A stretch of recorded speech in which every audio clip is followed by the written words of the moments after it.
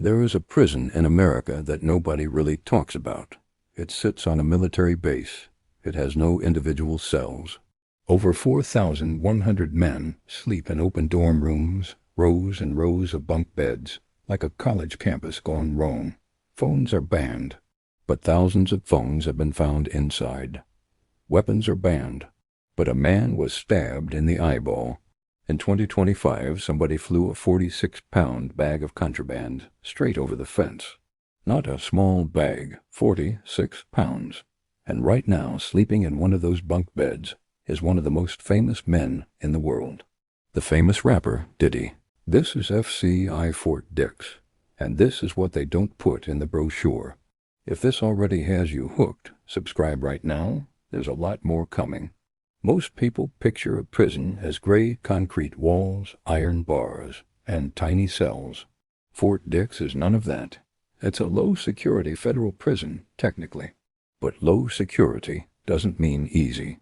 It just means the fences are double-layered chain link instead of tall stone walls. The facility is divided into two separate compounds, east and west. Each one is practically its own prison. Between them sits a minimum security camp, 3 prisons in one. The whole thing is inside Joint Base McGuire-Dix-Lakehurst, an active military base in New Jersey. So you have federal prison guards on one side and Air Force security on the other. 2 layers of authority. 2 completely different rule books. This setup creates something strange. The military base gives the prison an unusual kind of protection from the outside world. But it also creates blind spots, hidden corners, delivery routes, access roads that people have learned to exploit. And exploit them they have. In 2014, guards at Fort Dix found 217 illegal phones. In 2015, 652 phones. In 2016, over 1,500. The number was growing every single year, and nobody could figure out how to stop it. Then, in January 2018, guards made a discovery that made the news. In a storage space in the basement of a building just outside the secure perimeter, not inside the prison proper, but right at its edge, they found a stash, 1,046 cell phones, 95 cartons of cigarettes, a pound of synthetic marijuana, dozens of bottles of liquor. The shocking part wasn't the amount.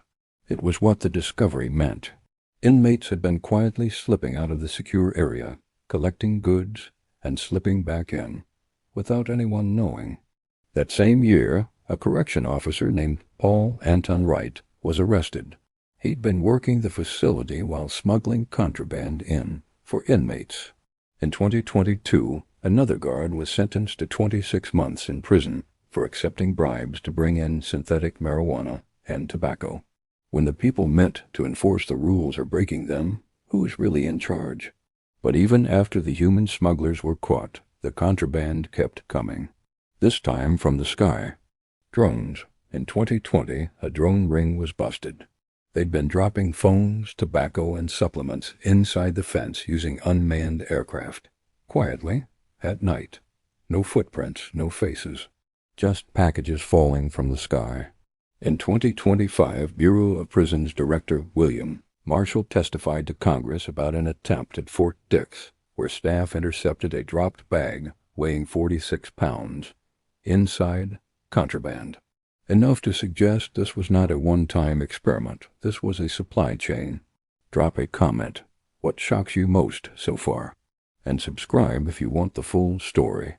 Most people assume that when someone goes to prison, they stop committing crimes. Fort Dix proves that's not always true. In 2017, 8 inmates serving time for child pornography were caught using contraband phones to continue distributing it. From inside prison, on active federal charges, still doing it. That same year, an inmate named Angel Cardero was indicted for a murder-for-hire plot arranged entirely from behind bars. In 2010, an inmate named DeMario McDowell organized a massive identity theft ring with 8 co-conspirators, all while serving his sentence.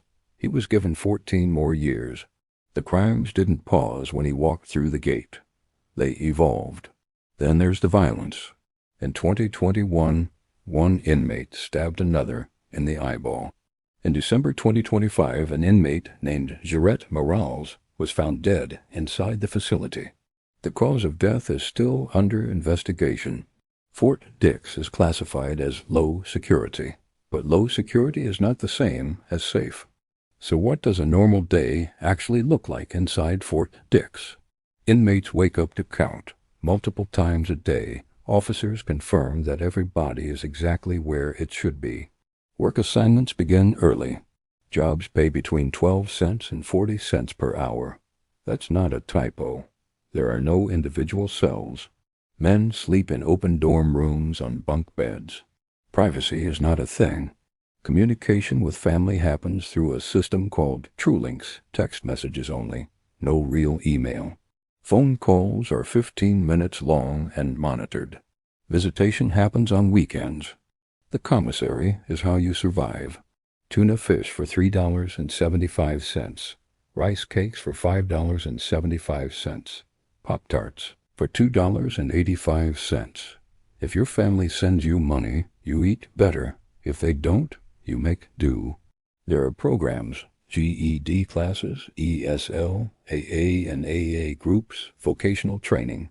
And then there's RDAP, the Residential Drug Abuse Program, a 9 to 12-month intensive treatment course.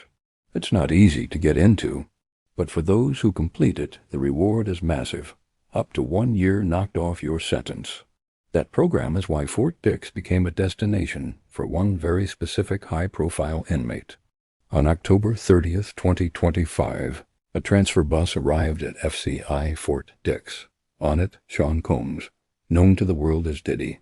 He had already spent over a year at the Metropolitan Detention Center in Brooklyn, a much harsher facility, while awaiting trial. In July 2025, he was convicted on 2 counts of the Mann Act, transporting people across state lines for commercial sex. He was acquitted on racketeering and sex trafficking charges. On October 3, 2025, a judge sentenced him to 50 months in federal prison, a $500,000 fine, and 5 years of supervised release after he gets out. His lawyers specifically requested Fort Dix. The reason? The RDAP program. Completing it could reduce his sentence by up to a year. He was assigned to work as a chaplain's assistant. He enrolled in RDAP, but 2 weeks in, something happened. He was disciplined. According to reports, he added an unauthorized person to a monitored phone call, a violation of prison rules. Small, maybe, but in a place where every phone call is already 15 minutes and watched, it's a reminder even the famous don't get special treatment. Not officially, anyway. If he completes RDAP and earns good behavior credit, his projected release date is April 25, 2028. His legal team has also reportedly reached out to the Trump administration about the possibility of a pardon. His lawyers filed an appeal with a hearing date set for April 9, 2026, arguing his sentence was too harsh and that the law used against him is outdated. Whether he leaves early, leaves on schedule, or doesn't leave the way he planned, FCI Fort Dix will be where that story plays out. Fort Dix has hosted some notable guests over the years.